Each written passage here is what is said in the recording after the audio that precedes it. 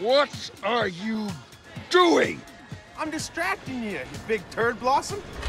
Welcome to WatchMojo, and today we're counting down our picks for the top 20 ways movie villains could have won. What are you doing?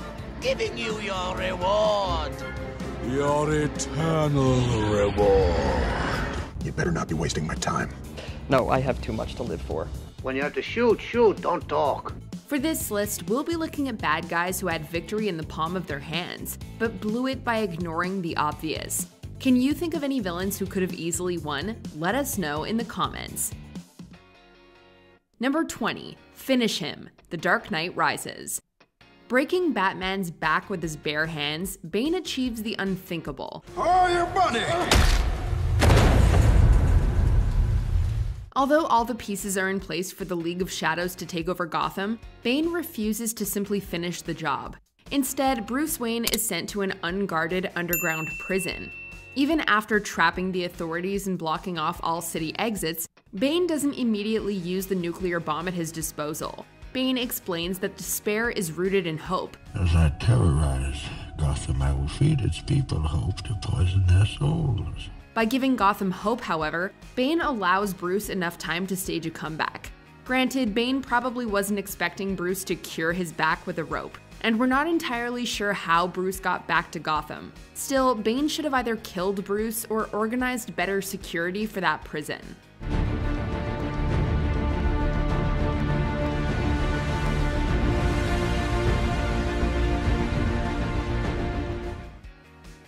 This video is brought to you by the new Motorola Razr. The flippable, pocketable icon is back, and this time it's 5G ready. Discover more at the link in the description. Number 19. Use teleportation more. The Pirates of the Caribbean franchise. Davy Jones has many supernatural powers, but teleportation is one ability that he definitely could have made better use of. At one point in Dead Man's Chest, Jones and his crew teleport onto the Black Pearl to collect a debt from Captain Jack Sparrow.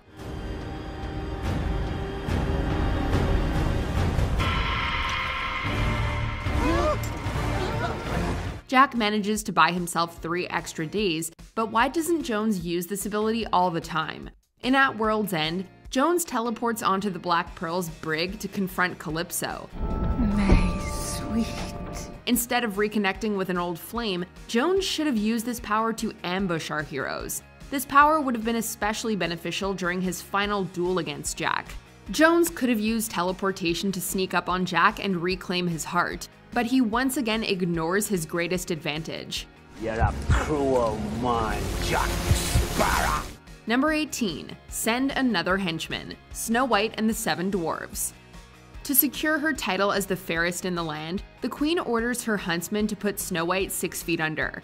When the huntsman can't bring himself to harm the princess, however, the queen decides to do the deed herself. I'll go myself to the dwarf's cottage in a disguise so complete no one will ever suspect. But wait, wouldn't it have been easier if she just sent another henchman? Was the huntsman her only henchman? Come to think of it, the only other minion we see the queen interact with is her magic mirror. She doesn't seem to have many servants either, as Snow White was handling the cleaning. This has got to be the most understaffed monarchy in history. It's almost as if Snow White is a fairy tale that wasn't meant to be overanalyzed on the internet. Oh, wait.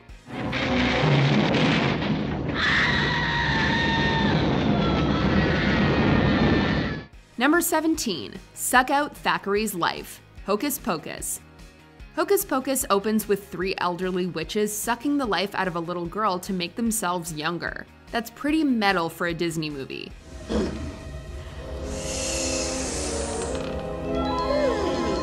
Winnie Sanderson points out that the sisters could still afford to shed off a few years.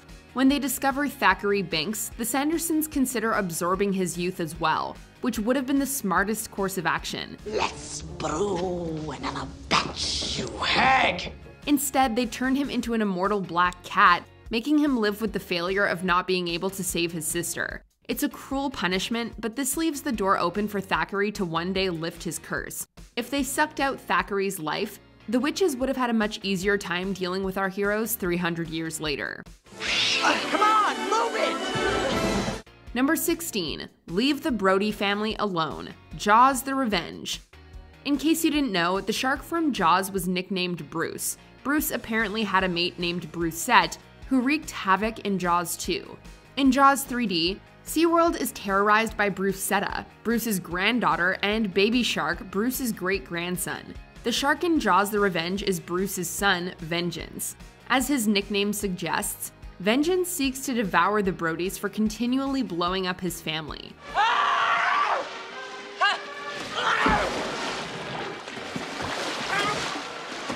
We didn't realize that sharks had the mental capacity to plot revenge. We just assumed that they were mindless eating machines. That said, Vengeance should have stayed at Amity Island. There are plenty of humans in the sea after all. Instead, he swims to the Bahamas to finish off the Brodies, doomed to share the fate of his shark relatives. Smile, you son of a bitch!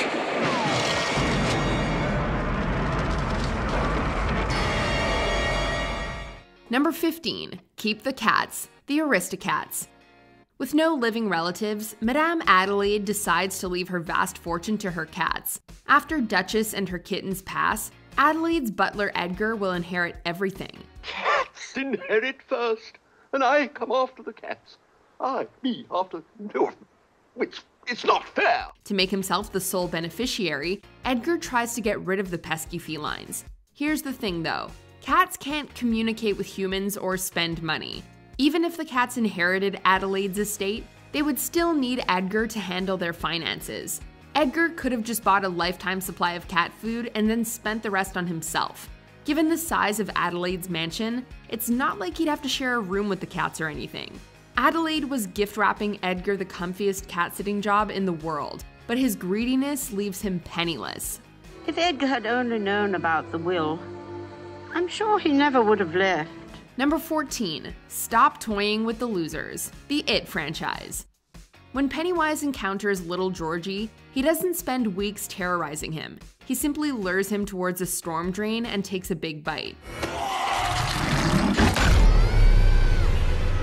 This seems to be It's strategy for most of the kids in Derry, and even some adults. When it comes to our main characters, however, It always lets the Losers Club escape after scaring the daylights out of them. Where you going, It? We know that fear is the secret ingredient that makes children taste so scrumptious, but if It just ate the losers already, there would have been nobody left in Derry to stop it from preying on frightened children. We guess that the losers have a guardian angel looking out for them, or maybe a guardian turtle. Fear.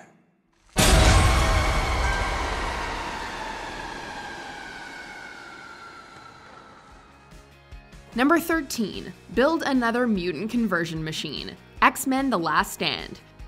In the third X-Men movie, a cure is developed that can suppress the X gene, taking away mutant abilities. Magneto sees this as a threat to wipe out all mutants, and thus declares a war on humanity. There was another way that Magneto could have resolved this, though.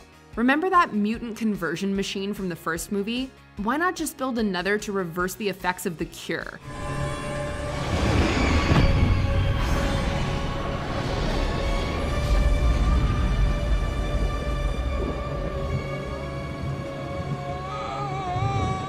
Sure, the machine wasn't entirely stable, and the Brotherhood may need to kidnap Rogue again. Working out the machine's kinks still sounds better than risking countless mutant lives in an all-out battle, however. Yet revisiting his old plan never occurs to Magneto. Oh well, we're sure that's the only continuity error we'll ever see in the X-Men franchise.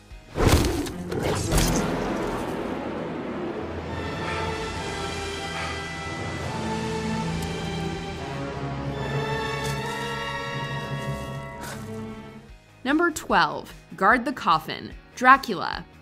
Few horror movie monsters are more revered than Dracula, and Bela Lugosi arguably delivered the character's definitive portrayal. Being so iconic, you'd expect Dracula to go out on a high note. In the end, though, Van Helsing merely stakes Dracula off-screen while he's slumbering in his coffin. Mina! For a film that's otherwise a classic, Dracula's demise is pretty anticlimactic. What's more, it could have easily been prevented. Shortly before retreating to his coffin, Dracula kills Renfield, assuming that he led Helsing and Harker to him. All that blood on my Wouldn't it have made more sense if Dracula kept Renfield alive and made him guard his coffin? Come to think of it, why didn't Dracula hypnotize several people to protect him whenever the sun rises? Carfax Abbey could use better security.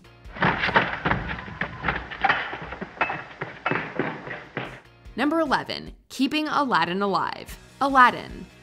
After Aladdin retrieves the coveted lamp, Jafar prepares to give the street rat his eternal reward.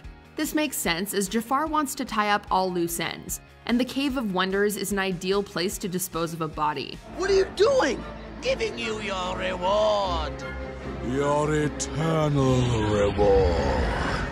Unfortunately, Jafar didn't count on Aladdin having a monkey up his sleeve or a magic carpet to catch him. The irony is that if Jafar didn't double-cross Aladdin, he might have won. Had Jafar helped him out of the cave instead, Abu wouldn't have stolen the lamp and Aladdin wouldn't have unleashed the genie. He's long gone with that lamp. Why, you hairy little... Most importantly, Aladdin wouldn't have learned the price of being an all-powerful genie, which he uses to trick Jafar in the climax. I'm getting out of here! Phenomenal cosmic powers! Come on, you're the genie! I don't! Itty-bitty living space. Number 10. More agents, less assimilation. The Matrix Revolutions. Neo may be the one, but Agent Smith levels the playing field in the third Matrix by absorbing the Oracle's powers.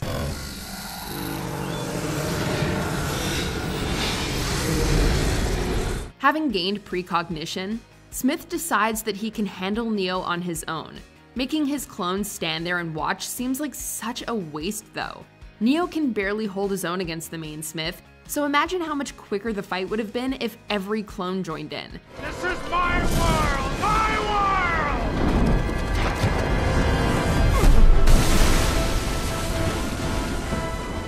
Now, if the battle still led to Smith assimilating Neo, the end result would have been the same regardless. Neo would have become linked to the Source, allowing him to delete the agents. If Smith and all of his clones ganged up on Neo, however, they could have destroyed him inside the Matrix rather than assimilate him.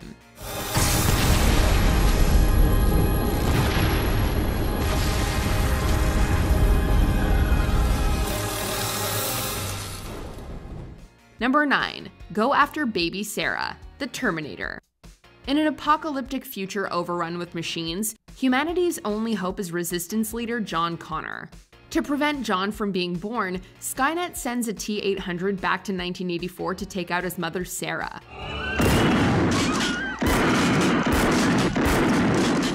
Although Sarah doesn't have any combat experience at this point, she can still run and hide. She can also fall in love with John's father, who turns out to be Kyle Reese, a Resistance soldier sent back in time to protect her. Like a robot? Not a robot. Cyborg. Skynet should have sent the T-800 back to the 1960s to pursue Sarah as an infant. Yeah, going after a defenseless baby is unspeakable, but Skynet is a soulless entity. In the Terminator Genesis timeline, a T-1000 does pursue a 9-year-old Sarah, but a baby would have been an easier target nonetheless. He's the only person who has always been there. Number 8. Snap all the heroes. Avengers Infinity War. In one of cinema's bleakest cliffhangers, Avengers Infinity War concludes with Thanos snapping half of all life in the universe from existence. Many heroes turn to dust in the process, although about half remain alive to fight another day. If Thanos wanted to guarantee his triumph, he should have made sure all of the Avengers perished. We guess the universe wouldn't be balanced without any heroes, but then nobody could have reversed the snap.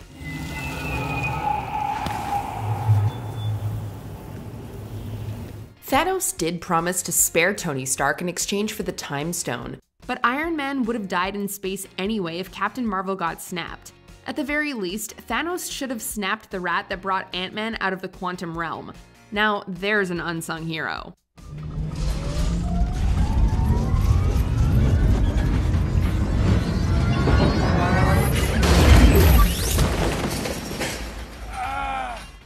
Number 7. Take Simba out yourself, Scar. The Lion King. After hurling Mufasa to his death, Scar convinces Simba that he's responsible. Scar tells Simba to run away, but then he immediately sends his minions after the lion cub. Run. Run away and never return. So why didn't Scar finish off Simba himself and cut out the middleman? Or the middle hyena in this case? We'd say that Scar didn't want to get his own paws dirty, but he literally threw his brother off a cliff a few minutes earlier. Long live the king.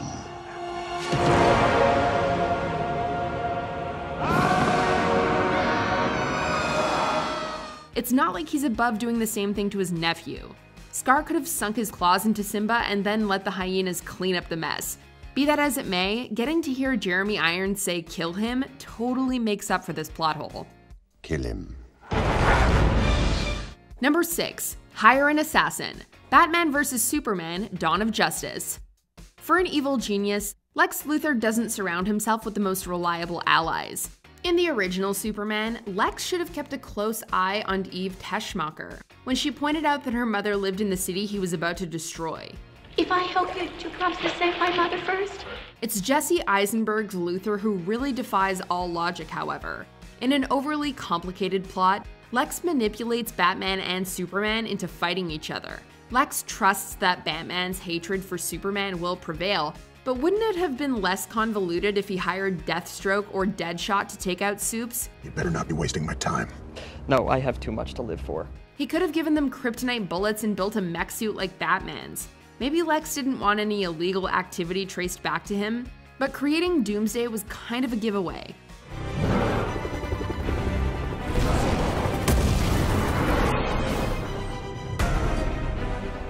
Number 5. Come better armed. Home Alone. Harry and Marv would have been better off skipping the McAllister residence, as all of the other houses in the neighborhood still have plenty of valuables to steal. We mean, what did the McAllisters even own that made their house so special? 1, 2, 10.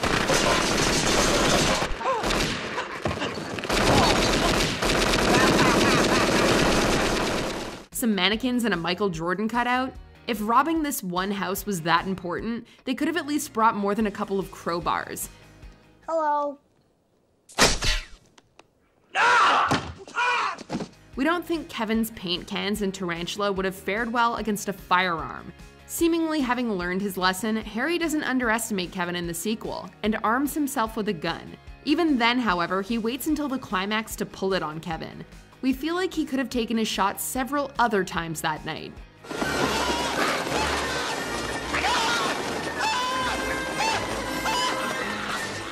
Number 4. Block off the reactor. Star Wars Episode 6: Return of the Jedi.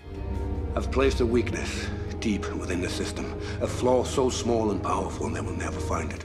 Rogue One finally cleared up why the Death Star had an exhaust vent leading to the reactor core, allowing the rebels to destroy the space station in one shot.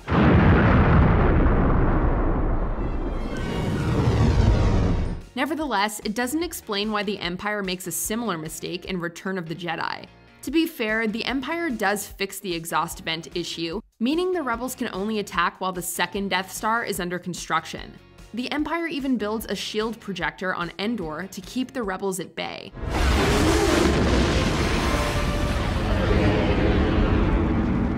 Since the reactor was the Death Star's Achilles heel last time though, the Empire should have prioritized blocking off any possible entries. Instead, they add a giant pathway to the reactor, which arguably makes it an even easier shot than before.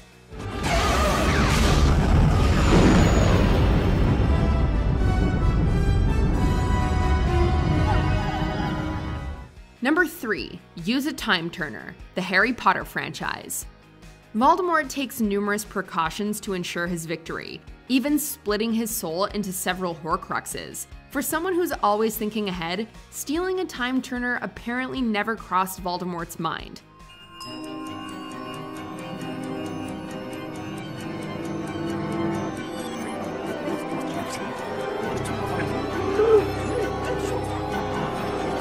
Time turners may be well guarded by the Ministry of Magic, but we're sure the Death Eaters could have found a way to swipe one.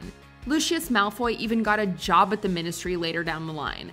If the Death Eaters had a time turner on hand back in 1981, they could have traveled back a couple of hours and prevented Voldemort's fateful encounter with baby Harry. Actually, there are a lot of instances where the villains, as well as our heroes, could have benefited from time turners. Too bad most of them got messed up in 1996. What's he talking about, Harry? I know. Honestly, Ron, how can somebody be in two places at once? Number 2. Get rid of water. The Wizard of Oz. Backing Dorothy and her friends into a corner, the Wicked Witch prepares to set the Scarecrow ablaze. Dorothy puts out the flame with water, and the witch gets caught in the crossfire. You cursed brat! In a total deus ex machina, it turns out that H2O melts the witch. So why did she have a bucket of water lying around the castle? We suppose that the flying monkeys and Winky guards needed something to keep themselves hydrated, but this is the equivalent of Superman keeping kryptonite lying around at home. No! I'm going! The witch would have had a clear road to victory if she didn't stalk her one weakness. Let's just go by the Wicked mythology and assume that this was all part of Elphaba's plan to fake her death. Before we unveil our number 1 pick, here are a few honorable mentions. Whiplash could have picked a better time and place to ambush Tony. Iron Man 2.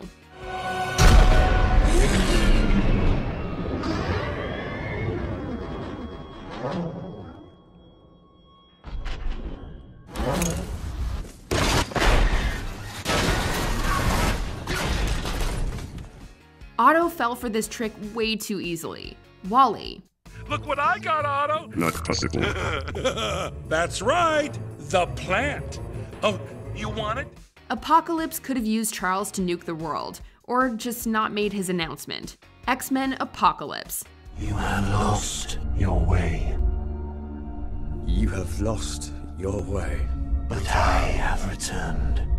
But I have returned. Before we continue, be sure to subscribe to our channel and ring the bell to get notified about our latest videos. You have the option to be notified for occasional videos or all of them. If you're on your phone, make sure you go into your settings and switch on notifications. Number 1. Stop talking. Various. This is such a common villain trope that we couldn't limit it to one movie. When you have to shoot, shoot, don't talk. Tell us if this sounds familiar. A villain traps the hero with no clear escape route in sight. Rather than kill the hero while they're vulnerable, the baddie delivers a long-winded speech detailing their plan and/or backstory. After they're done monologuing and gloating, the villain still doesn't kill the hero, wanting to torture them instead. You sly dog! You got me monologuing, I can't believe. In the event that the villain does try to kill the hero, they don't confirm that they're dead. Wait, aren't you even gonna watch them? They could get away. No. I'm going to leave them alone and not actually witness them dying. I'm just gonna assume it all went to plan. What? This gives the hero more than enough time to break free and thwart the villain's plan. So many villains would have won if only they learned how to shut up, particularly the ones in James Bond movies. I can't hear you, James. I said, doesn't time fly?